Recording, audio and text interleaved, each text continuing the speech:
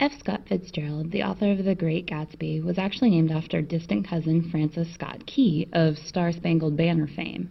While they never met, Key died in 1843 and Fitzgerald was born in 1896, they both gained fame for writing works that seemed to epitomize the American experience of their time.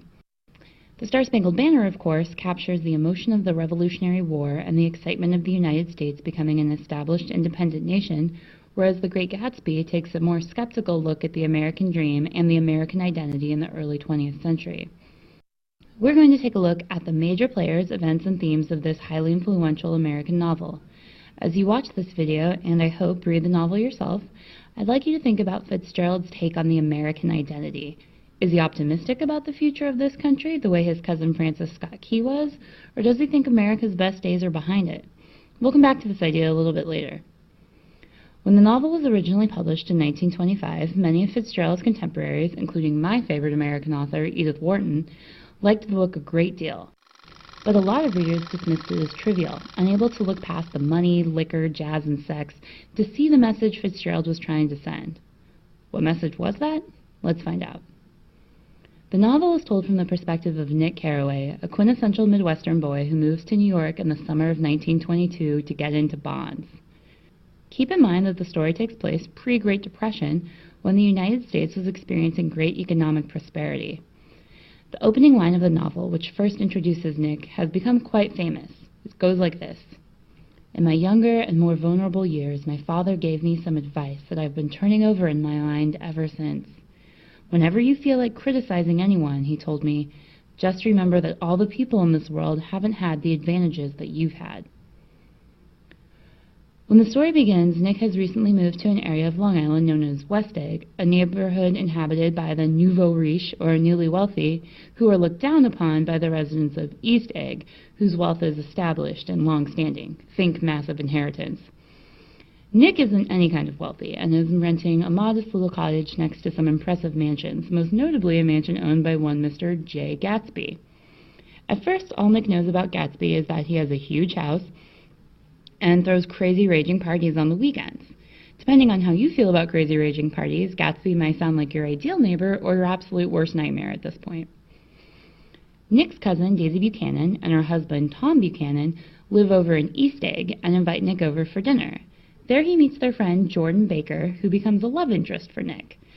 Through Jordan, Nick learns that while Tom and Daisy appear to have a perfect marriage, Tom actually has a mistress named Myrtle, who lives in a dirty industrial area between West Egg and Manhattan.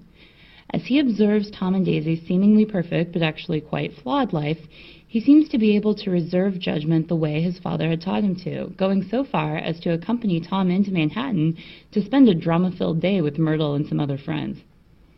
You might be asking yourself right now, where's Gatsby in all this? I thought the book was about him. We meet Gatsby when he invites Nick to one of his famous parties. Jordan's also there and learns that Gatsby has a romantic history with Daisy and wants Nick to arrange for them to meet. It turns out that Gatsby has never forgotten Daisy and actually purchased the house he lives in order to be near her and throws these crazy parties in the hopes that Daisy will one day attend. We learn that he is obsessed with a green light on the end of her dock, which he can see from his house. The green light is an important symbol that we'll discuss later on, but for now, just remember that it's there, it's green, and Gatsby's obsessed with it. Nick, not one to judge someone for carrying a torch for another person for 5 years and wanting to set up a secret meeting with this person despite the fact that she's married to someone else and has a child, agrees to invite Daisy over to his place for tea without mentioning Gatsby at all. Smooth, right?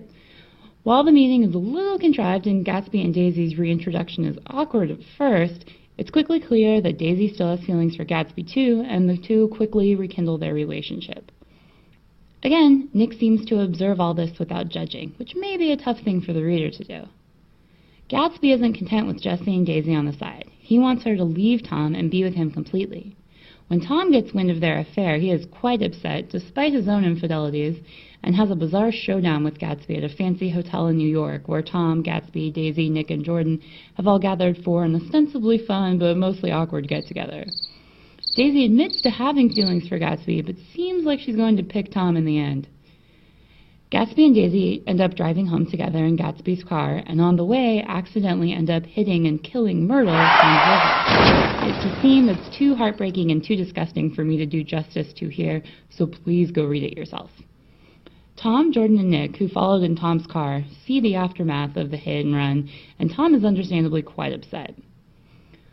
We eventually learn that it was Daisy who was driving at the time, but Tom convinces Myrtle's husband George that it was Gatsby who was driving, and leads him to believe that the person who was driving the car was also having an affair with Myrtle, though of course we as readers know this part isn't true. In his rage and grief, George drives out to Gatsby's place and shoots Gatsby, who's in his fabulous swimming pool at the time, and then himself. And that's pretty much how the book ends. Okay, let's get back to the green light. What could it represent? Alright, let's think of other things that are green. Grass, Kermit the Frog, delicious avocados, and of course, money. Money plays a huge role in The Great Gatsby. We learn that Daisy and Gatsby's relationship failed at first because he was poor, and all the wealth he has amassed after their split was in an attempt to win her back. The green light is also tied to the pursuit of the American dream. It's something that Gatsby can see off in the distance, and he believes represents his potential for future happiness, but he can never quite reach it. At the end of the book, Fitzgerald says, Gatsby believed in the green light, the orgastic future that year by year recedes before us. It eluded us then, but that's no matter. Tomorrow we will run faster, stretch our arms out farther, and one fine morning. So we beat on, boats against the current, borne back ceaselessly into the past. We can interpret this to mean that Gatsby believed that, through attaining wealth, he could become the kind of man Daisy would marry and achieve all the things he wanted in life. Despite all the obstacles in his path, Daisy's husband and child, his own humble beginnings, he kept trying. This part seems pretty clear based on what's available in the text. What's up for us to decide is Fitzgerald's attitude.